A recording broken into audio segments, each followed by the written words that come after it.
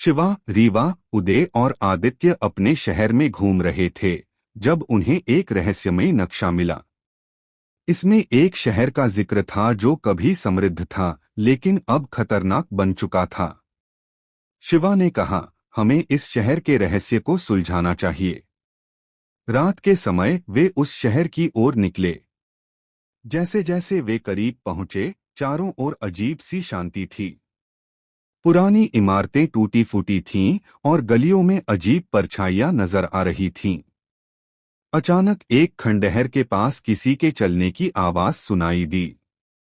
रीवा डरकर बोली, यहाँ कोई है। शिवा ने इशारा किया, शांत रहो, हमें छानबीन करनी होगी। वे एक पुरानी गली में पहुंचे जहां उन्हें कुछ रहस्यमयी आकृतियां नजर आईं। वे हवा में तैर रही थीं और उनकी आंखों से लाल रोशनी निकल रही थी। उदय ने घबराकर कहा, ये क्या है? अचानक उन आकृतियों ने हमला कर दिया। शिवा ने तुरंत अपनी साइकिल को रोबोट मोड में बदला और जवाबी हमला किया।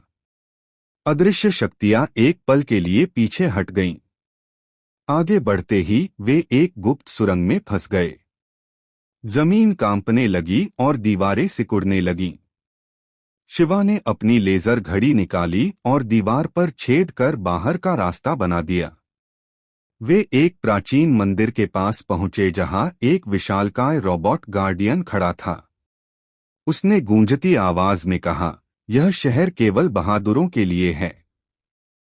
गार्डियन ने एक पहेली दी, अगर तुम सच्चे नायक हो तो इसे हल करो। शिवा ने संकेतों को समझा और सही उत्तर दिया।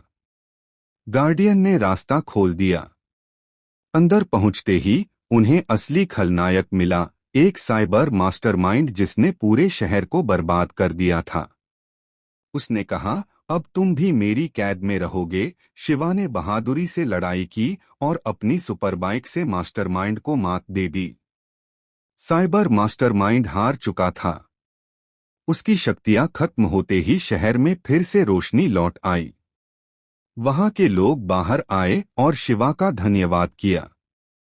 शिवा और उसके दोस्त अपने शहर लौट आए। रीवा ने हंसते हुए कहा, यह हमारी सबसे खतरनाक लेकिन रोमांचक यात्रा थी। शिवा मुस्कराया, और अगली बार कौन सा रोमांच होगा, यह देखना दिलचस्प होगा। शिवा, रीवा, उदय और आदित्य क्लास में बैठे थे।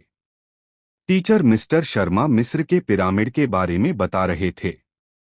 उन्होंने कहा कि इन पिरामिडों में कई रहस्य छुपे हैं जिन्हें आज तक कोई नहीं सुलझा पाया। रीवा ने पूछा, क्या इनमें सच में कोई खजाना छुपा हो सकता है? आदित्य ने चिंता जताई, अगर कोई फंसे तो बाहर कैसे निकलेगा? शिवा उत्साहित था, काश हम भी एक पिरामिड एक्सप्लोर कर पाते। शिवा को एक गुप्त निमंत्रण मिला जिसमें लिखा था कि उसे और उसके दोस्तों को एक विशेष खोज में भाग लेने के लिए बुलाया गया है। उदय ने कहा, यह अजीब है, यह निमंत्रण किसने भेजा? शिवा ने जवाब दिया, यह जानने का एक ही तरीका है, हमें जाना होगा।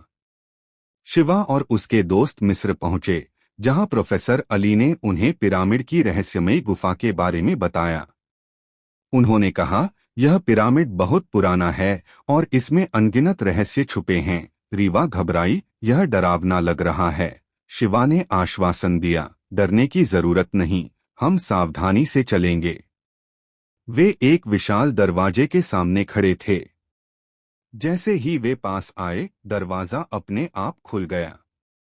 आदित्य चौंक गया, यह कैसे खुला? उदय ने कहा, लगता है किसी ने हमारी प्रतीक्षा की थी।